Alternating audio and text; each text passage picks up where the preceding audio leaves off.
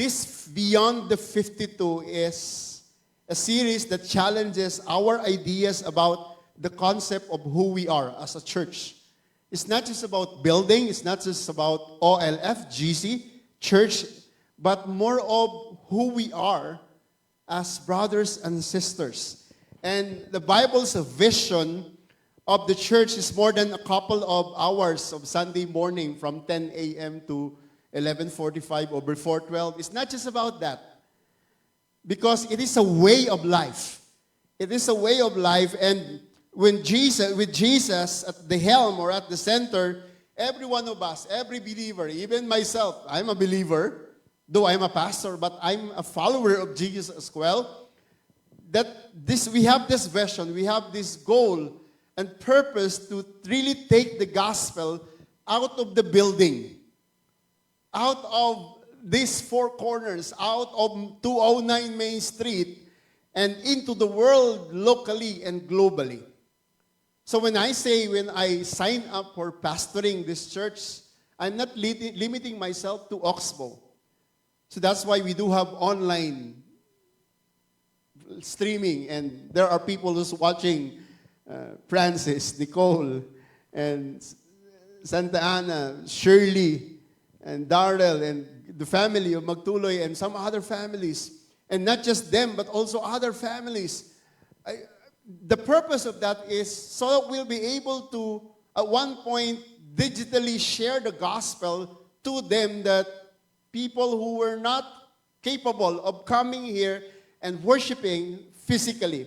The purpose of that is that we will be able to understand that as a church, it's not limited to, again, 2 hours or Friday or worship team. It's not limited to church activities. So in order for us to understand what it means to be called as church, this series, this understanding will line up and cause us to see ourselves, this is the purpose. This is my purpose. This is my purpose of sitting in my favorite chair. Back in the Philippines, I could still remember my chair. That's my chair. And if somebody sits there, I will not attend that. Just kidding. I mean, I will have some issues about that person. No, I'm just kidding.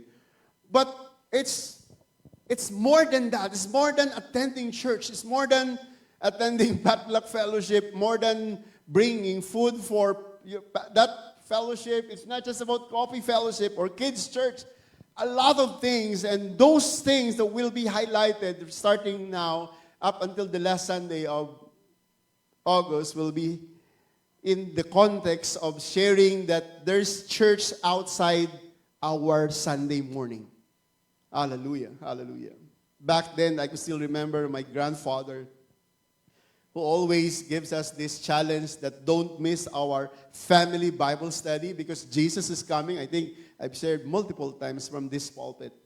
And he would always share to us this idea that it's more important to have the faith and our faith regardless of what's happening around us. No matter what, we still believe that Jesus is our Savior. And one of my uncles probably would say, we're done with the preaching of the pastor, right? Why are you still preaching to us? And we were still kids, and I don't know. But the end of the day, the purpose of that grandfather was just intentional to really point out that church is important. And the essence of this is important. And we say, beyond the 52, it is not just the 52 weeks designed for a year. It's more than that. Hallelujah. And to start this message, we'll dive into another passage wherein I've used during our camp. I'll be using that. And another passage in order for us to understand what it means to be a church, to be a community, and understand that Christ is the head of all these things. We will outline ourselves to this thing connected to the head. Connected to the head. And this idea is that we will understand why that every believer has this understanding of who we are in front of God. Hallelujah, hallelujah. Connected. Why every believer belongs in the body of Christ. Two important passages, Hebrews and 1 Corinthians chapter 12. At the end of this message, it is important for us, for every believer, to be in community with other believers for support, for accountability, and for connection. And that's so important. Amen? Is it okay with you if you just stand with me? Those who are able, stand and just read this passage. I'll be reading and just read with your eyes. Hallelujah. For as the body is one, has many members, but all members of one body, being many, are one body, so also is Christ. For by one Spirit we were all baptized in one body, whether Jews or Greeks, whether slaves or free, and have all made to drink in one Spirit. For in fact, the body is not one member, but many. Let's bow our heads momentarily and commit this time together to Him for His anointing. Lord Jesus, we understand that You are the head of the church. You lead us, You shape us, and You unite us. As we read Your word and open our hearts, we pray that You would teach us so that we understand why community matters. Show us the beauty of belongingness and the danger of isolation, and form us into a people who stay connected to You and to one another. And in Your hands, Lord, this morning we pray, be glorified in Jesus' name. Amen. Clap offering to the Lord as we take our seats. Hallelujah, hallelujah, hallelujah. Amen. Connected to the head. We all know that the head is Jesus Christ. The writer of the Hebrew begins with this understanding that's so strange, wherein he's trying to give us to a realization that in this world we live in a situation wherein celebrates independence. We all see, I mean, even in social media, as have this analog series last month, people would say, oh, praise God, you're already single. There's always this celebration when it comes to singleness or independence. We also celebrate personal space or doing life alone. Things like that. But did you know that in the Bible, it paints a very picture of the Christian life? And what is that? Scripture shows us that faith was never meant to be lived in isolation. Right? In the entire Scripture, even when God created Adam, and afterwards, Jesus, our God, right away created Eve. And the famous quote for that situation is, no man is an island, meaning he needs, or we need, companionship. And from that point, that is the holy description of the Bible. Meaning we need to be connected and we need to be part of a greater body of Christ. And it was designed originally to be lived in community under the leadership of Christ Jesus, the head, and within the body of believers. And I was talking about Hebrews. I was talking about the entire Scripture. We will be reading Hebrews and later on understanding the idea of 1 Corinthians chapter 12. Hebrew calls especially every believer to gather, and the author of 1 Corinthians, Paul, calls us to belong to Christ, and even Jesus Christ ultimately calls every one of us to stay connected. Connected in such a way that even today as we begin this series, God is reminding us ourselves of foundational truth that you cannot grow in Christ if you are not connected from His body. You cannot grow alone. You cannot grow alone, and you cannot, again, grow in Christ if you disconnect from the body of Christ. I will not attend church. I'm still a Christian. We've been mentioning that phrase during our Analog Live series.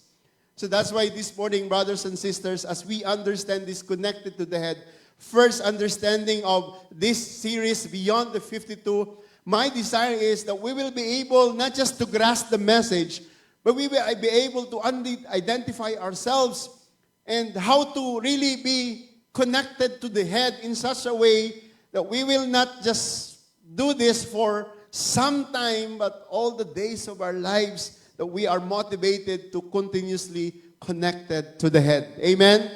Amen. Hallelujah. Again, 3 principles. Amen. Hallelujah. The first one is hold fast together.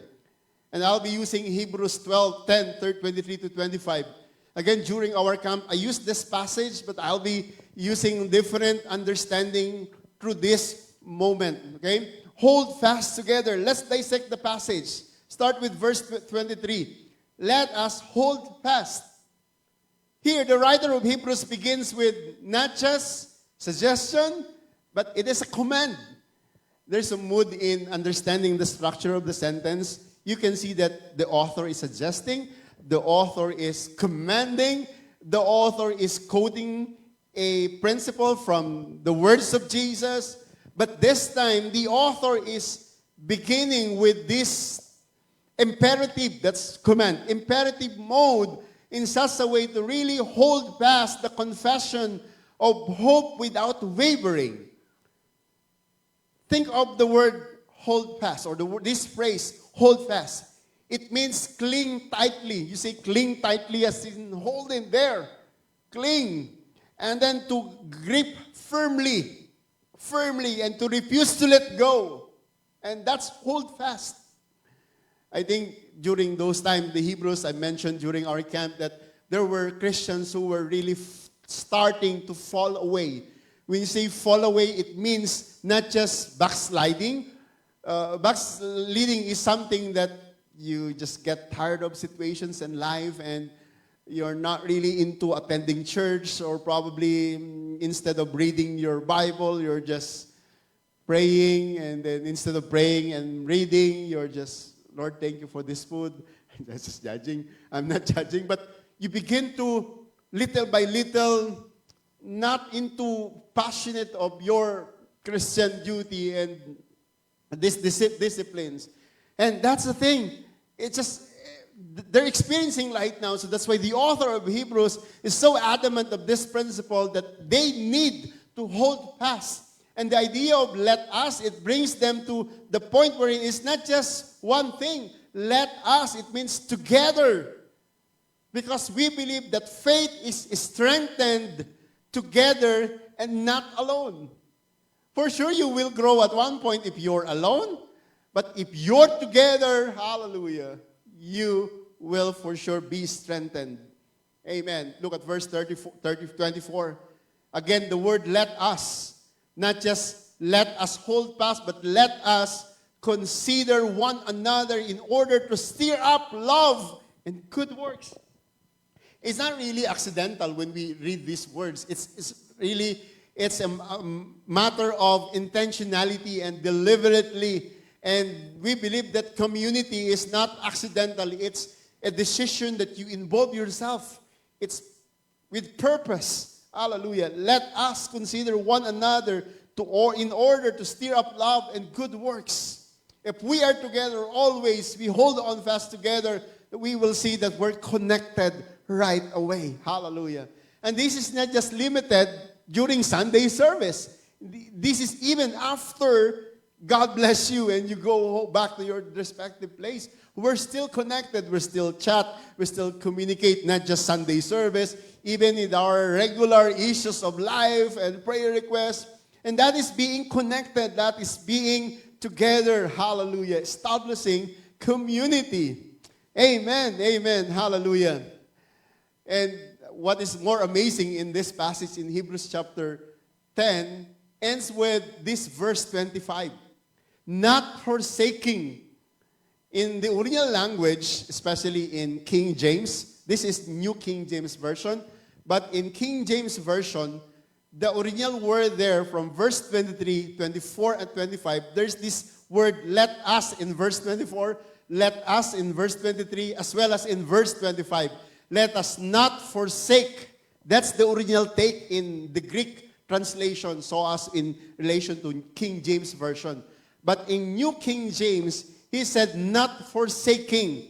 It speaks of progressive. If you're starting to forsake, don't do it. That's the essence of not forsaking. Not forsaking the assembling of ourselves together. I mean, here, the idea is that, it is strong. It means to abandon, to desert, to leave behind, to walk away from something essential. And that is not forsaken or forsaking. And even in the language of Paul, I think if you read lots of his epistles or books or writings to churches, from Romans to Philemon, there were situations wherein Paul was so straightforward when it comes to commending and rebuking some of his contemporaries during his journeys. And one guy there, he mentioned, Demas has forsaken me. Demas has abandoned me. And even Timothy, during their earlier missionary journey of Paul and Silas during his time, Timothy abandoned their missionary journey. So that's why during his second missionary journey, from Acts 13 to 15, Paul did not take Timothy, John Mark. I'm not talking Timothy, John Mark. And Paul did not take John Mark because John Mark decided to just quit in the ministry for some reason, and Silas took John Mark and, Barnabas, by the way. Sorry, I'm messing up the word. Barnabas and Paul, and then they decided to separate. Barnabas took Mark, and then Paul took Silas. Sorry for what misrepresenting. What I'm saying is more of people who were trying to abandon to their faith. And even Paul was so discouraged about that. It is not a casual language. It's a covenant language. When you forsake, when you left out, it's a covenant, like a marriage covenant. And the amazing here is that the writer is not just about talking about missing Sunday. It's not just about missing Sunday service. He is talking about the pattern of withdrawal.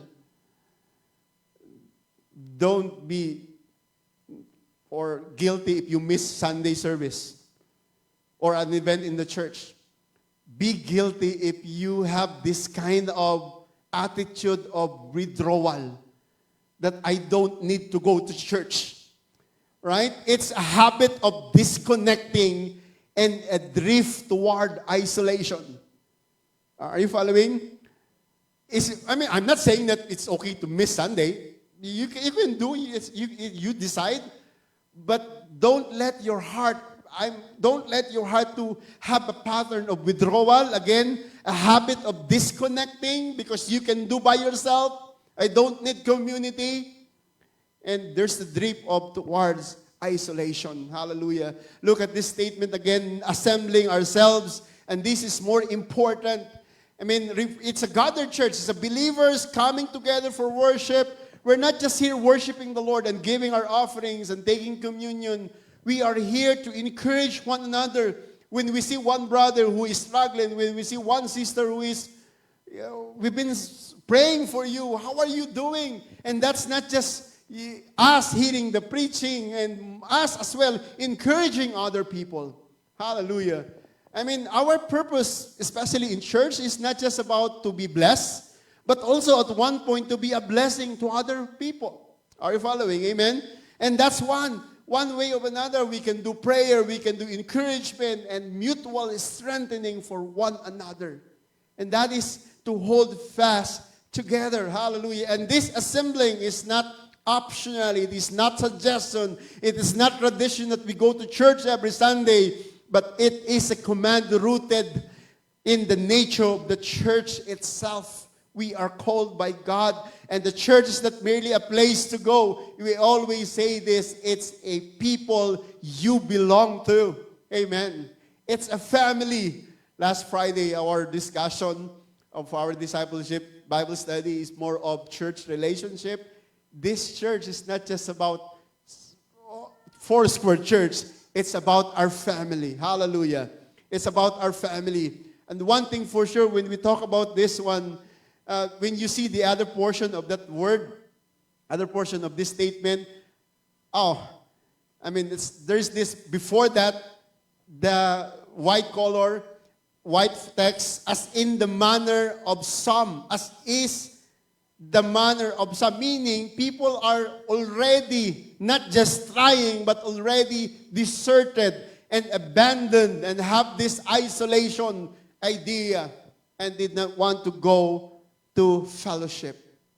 And that's something sad, something not so good. That's something not so, it's amazing. At one point, when we say amazing, that we can still gather regardless of what's happening around us. But let us not, allow ourselves to have that isolation. Lord, in the early church, I mentioned a while ago about some of the believers were already drifting away from community, not because they were rebellious, not because they were hostile, or often because persecution made gathering risky. And also discouragement made gathering difficult. Disappointment made gathering painful, or for some, busyness made gathering inconvenient. And spiritual apathy made gathering sometimes unnecessary. That's why the writers of Hebrews and God is giving us with this pastoral acknowledgement of what is reality, that some believers will always be tempted to disconnect. But God warns us, don't follow that pattern, don't adopt that habit, don't normalize isolation. But what is more is here, exhorting one another. Hallelujah. And this is not the work of the pastor. When I say, I'm not saying that allowing me to get off of this exhorting. No. This is the work of every believer. This is the work of every Christian. This is the purpose of the church, to exhort, to encourage one another. If somebody's struggling, we sometimes look for pastors or leaders, but we ourselves are encourager because we've been encouraged by God. And when we say encourage, we strengthen, we comfort, we urge, we come alongside, and we lift up and we speak life to someone, to somebody. Hallelujah. You don't need the title of a pastor for us to do that. As long as you have Jesus Christ in your heart and you pray, that you are capable to exhort and encourage and lift somebody else. Hallelujah. Amen. It means gathering is not just about receiving, it's about giving. Not about the tithes or offering, it's included that, but more of giving our time and encouragement. Again, we always say this, that you don't just come to church to be encouraged. Oh, that's one of the purposes, but we are also here so that we will encourage someone else. Amen. Hallelujah. We will encourage someone else. You don't just come to church to be strengthened, but also you come to strengthen someone else. Hallelujah. Amen. Amen. You don't just come to be lifted, but you come to lift someone else, because gathering is mutual. Gathering is something that it's relational and it's spiritual. Hallelujah. Hallelujah. One thing, the last word in our passage before we proceed is that as you see the day is approaching, the day means the coming of the Lord Jesus Christ. The writer is suggesting that the closer we get to Christ's return, the darker the world becomes, and the heavier the burden feels, and the stronger the pressures grow, and the more, hallelujah, intense the spiritual battle becomes. The more we need each other. The more we need each other. So that's why it's always good to understand and know that somebody's praying for you. I'm not just the one who's praying, but somebody's praying for you. Hallelujah. And so that's why if you have a time and you have that opportunity, come Sunday in Redbirds and in here in Oxbow and see what God is doing. Hallelujah. In our Bible study and prayer meeting, so we can face to face and share our prayers and testimonies and what God has done. Hallelujah. And encourage one another. Hallelujah. Amen. The more we, not less, not occasionally, not when convenient, but more.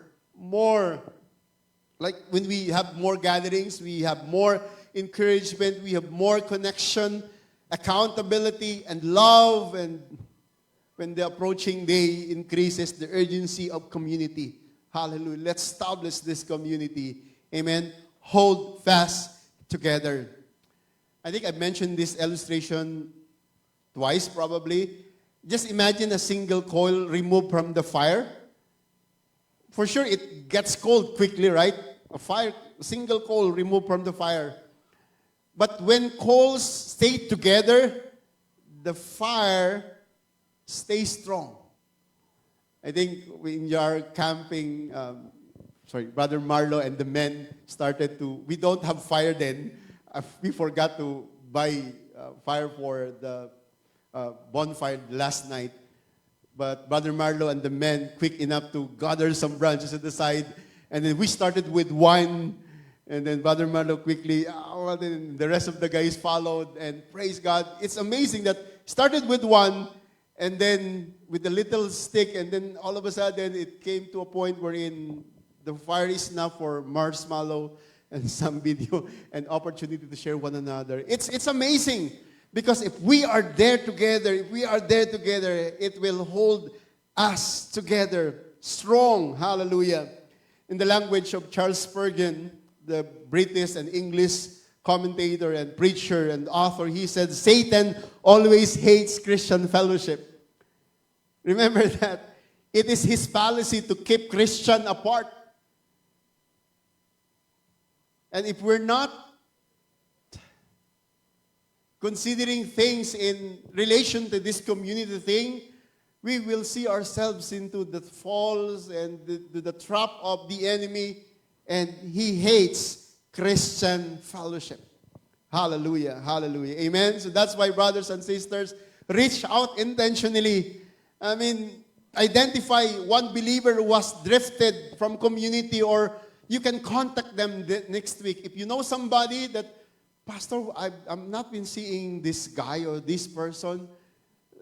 Any news from him? If you have some idea, you can message me, or we can visit together, or you can visit him or them. And that's one point of reaching them out intentionally. Amen? Amen. Hallelujah. Holding fast together means refusing to let anyone slip away unnoticed, because this is our purpose. Though we're not perfect, we can't hold anybody's under our own arms because we're still limited, but we can try intentionally reaching out. Or also showing up consistently. Showing up means committing to being present in our fellowship, not just attending, but engaging. Engaging, you engage, you talk, you just involve and say hi and hello. And how are you doing? How's your week? That's amazing, right? Making gathering a spiritual priority, not just a convenience. And encourage somebody purposely. Before leaving church each Sunday, my suggestion is that you speak life in at least one person, a prayer probably, or a scripture or a word of affirmation. God bless you, brother. God bless you, sister. God bless you, what you're praying for. Or I hope that you have a wonderful week. That's a blessing, that declaration. Because encouragement is how we stir up one another with love, or even to love and good works. Amen? That is hold fast together. Secondly, it transitions us to a point wherein, what does community produce? This is the question. What does that community produce? And God, through Paul, shows us in 1 Corinthians chapter 12. And this is, help each other grow. We're not just holding fast together as one community, but we're helping each other grow. Hallelujah. Amen? Helping each other grow. Dissect these things, especially. One by one, we will go deeper to this passage. In verse 12, it says, not just verse 12, but the whole passage has 3 verses. We notice that the author is intentionally putting these too many words, or too many repetition of one word, body. It's important to understand that the church is not a crowd. It's a body. And every believer is member of the body of Christ. It's a metaphor saying that we are part of God's household, that He is the head and we are the member, the body. He is the head and we are the body of body of Christ. So that's why our title is connected to the head. And this body, when it comes to emphasizing this principle, it allows us to really understand what it means to have this body of Christ. Look at verse 12. All the members of one body, being many, are one body, so are also in Christ. It means that there's this diversity really that is really intentional. When you say diversity, it's not united, different ideas. It doesn't mean that there's division, but there's this diversity. There's diversity in unity.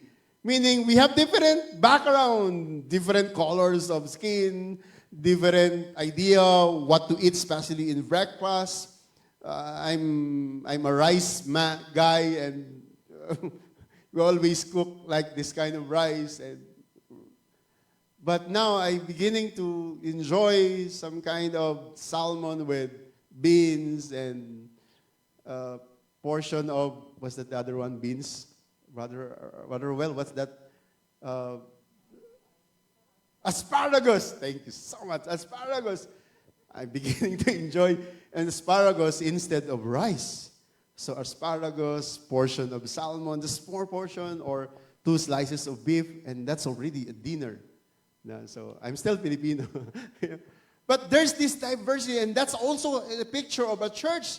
It's really intentional because we have different gifts, different personalities, and different backgrounds, but one purpose. And that one purpose is to glorify God. Hallelujah. That's one purpose, is to glorify and give glory to Jesus Christ. And look at verse 13. It highlighted, by one Spirit we were all baptized in one body, whether you are Greeks or Jews, slaves or free, all have been made to drink into one Spirit. Wherein here is unity is essential, wherein we are united not by preference but by the Spirit. We have the same Spirit. The moment we receive Jesus Christ into our hearts, Jesus did not go into our hearts technically, but the Holy Spirit dwells into our bodies.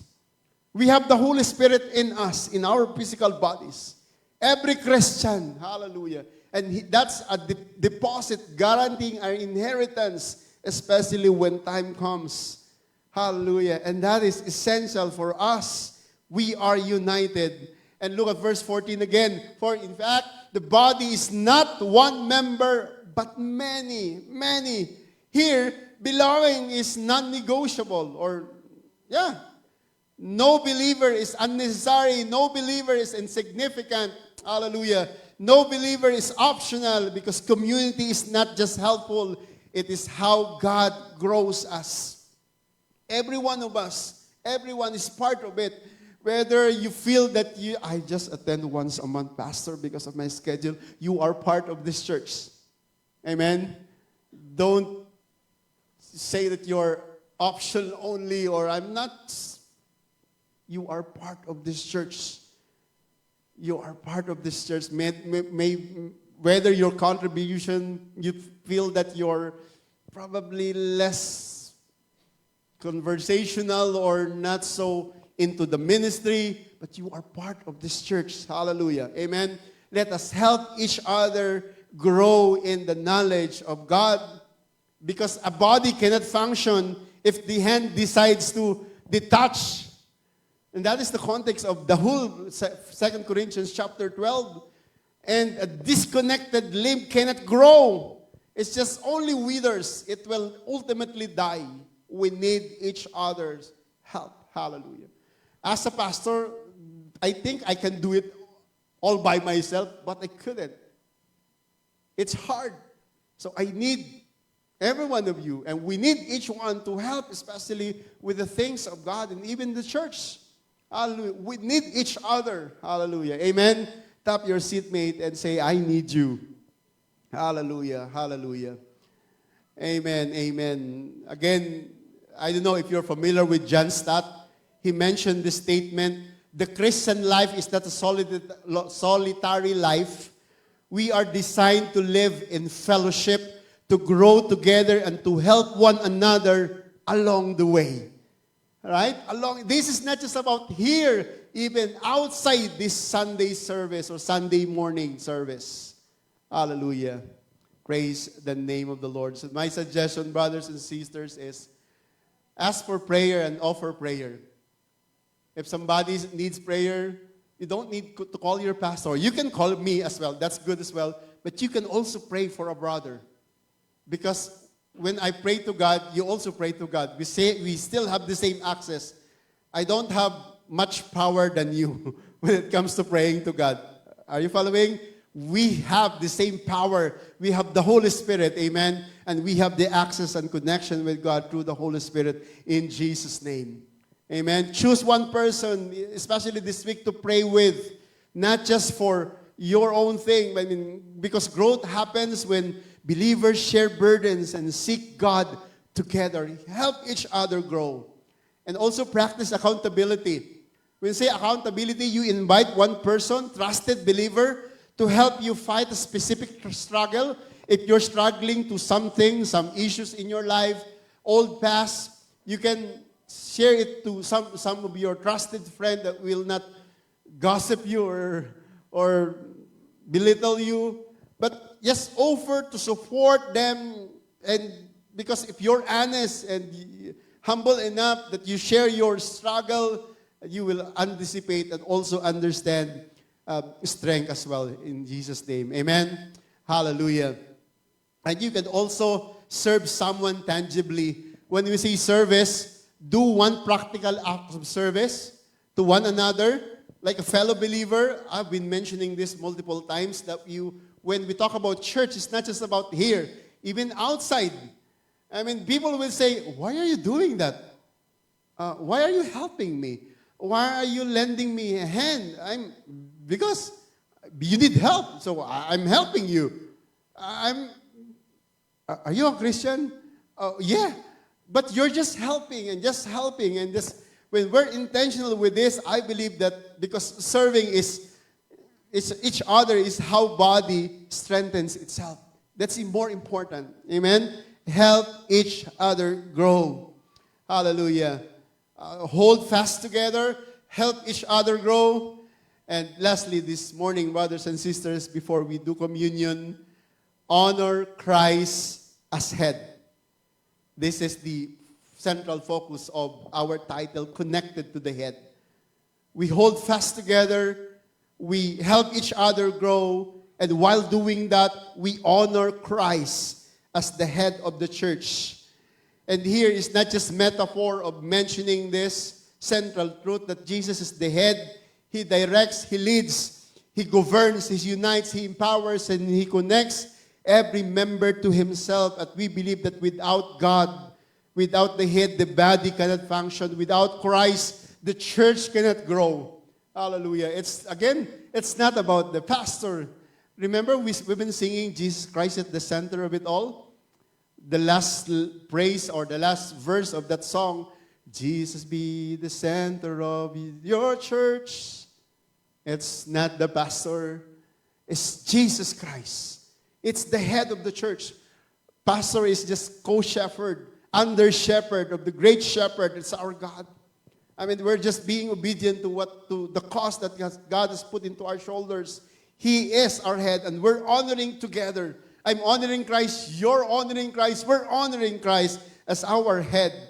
He places every member with where He wants them. He gives them gifts and connects them in every part and hold the body together in unity in such a way. Hallelujah.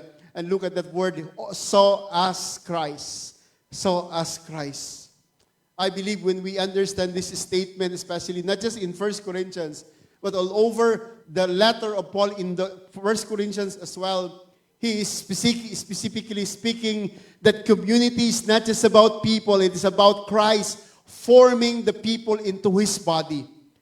And when you understand and read New Testament setting, when you read those letters, there were encouragement, there are also rebuke, there are also harsh instruction, meaning God wants us to be a people. It's not just for us to receive encouragement uh, but also at one point judgment and correction and rebuking. I don't know if you're familiar with the letters of Paul to Timothy, Second Timothy chapter 4, about the scripture, chapter 3 and chapter 4, 3 to 4, in chapter 3, verses 16 to 17, the scripture, all scripture is God-breathed and is profitable for teaching, rebuking, correcting, and training in righteousness. Meaning when we understand ourselves to the instruction of Jesus Christ, it's not just training us to be Christian and to lead us to something maturity, but more of rebuking and correcting our character so that later on we'll achieve that one. Hallelujah. To honor Christ as head means submitting to His leadership. Submitting to His leadership, obeying His word, loving His people, and protecting His unity and serving the body of Christ. And I believe that if you do some service to the Lord, whatever it is, regardless of the weight of it, whether it's preparing coffee, cleaning this church, or watering the plants, or serving as usher, or whatever it is, playing the instruments, whatever it is, that is valuable, and you are honoring God. You're not just serving God, but you are honoring God as our head. Amen? He is not just the head of this church. Remember this. He is the head of our life. Your life, my life. He is the head of our life. Amen? Praise the name of the Lord. Again, the writings of John Stott, in his book, he said, if Jesus is the head of the church, then we cannot honor Him while neglecting His body. Neglecting the church, the body of Christ. If we're saying that Christian, let us be intentional to be connected within the body of Christ to Jesus Christ. Connected to the head. Amen? Hallelujah. Submit yourself to Christ's leadership this week. Begin each morning with a simple prayer. Lord, lead me today as you. I will honor you. I will surrender to you. And also, you can do it by discovering your gifts. Whatever gift that you have, Pastor, I don't know. Take one step toward that kind of identifying your spiritual gift. Maybe you can ask a leader, ask me, ask somebody else. Take an assessment. So what do? Do you sing? Or, I don't sing, Pastor. Yeah, it's okay. Can you help a hand? Yeah. Can you drive? Yes. And any opportunity that we can do because it reflects how we love God and how can we use that for His glory. Use that gift to serve the body of Christ wherein we live. Hallelujah. And also protect unity by guarding our own heart. Refuse gossip. It's important, right? And sometimes it's hard for us. We all sometimes falling to this kind of mistake. But at the end of the day, God is putting us back to where it should be. I mean, there's this sometimes bitterness. Sometimes there's division and gossip. And there's this conflict. And if those arise, we need to address it quickly. Not just quickly, but also in a biblical way. Amen? Because honoring Christ means honoring the unity He died to create. Hallelujah, hallelujah. Amen? Connected to the head. Oh, praise the name of the Lord. Before we started with this message, it's important that we just come to a point wherein it's really designed for us that we were placed in the body of Christ, especially here for a purpose. There are lots of churches here in Oxbow and nearby, but for some reason, God positioned us here. And even if you're from nearby towns, we can reach some churches before reaching Oxbow, but you choose to be here. And I believe one of the reasons that is because we have community. We have fellowship. We have this connection already. And that connection boils down to the common denominator of who we are in front of God. Because we are connected to each other, to the head, and to Christ alone. Amen? So this week, again, take one intentional step toward deeper or deep community. You reach out, you show up, you connect, you encourage, and you do belong because Jesus is the head and you are the part of His body. Amen? Hallelujah, hallelujah. Let's bow our heads momentarily and just thank you for this message before we receive communion. God, thank you for what you have done in our lives. Thank you for this opportunity that we are about to just again listen to your word and see ourselves as your body.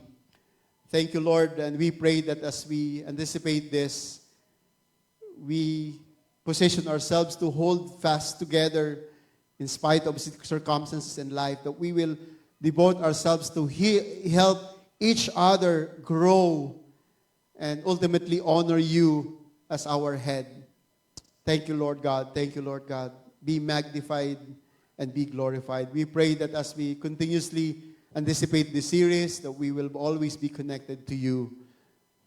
Hallelujah. As you are our head and we are the body of Christ. Thank you, Lord, in Jesus' name.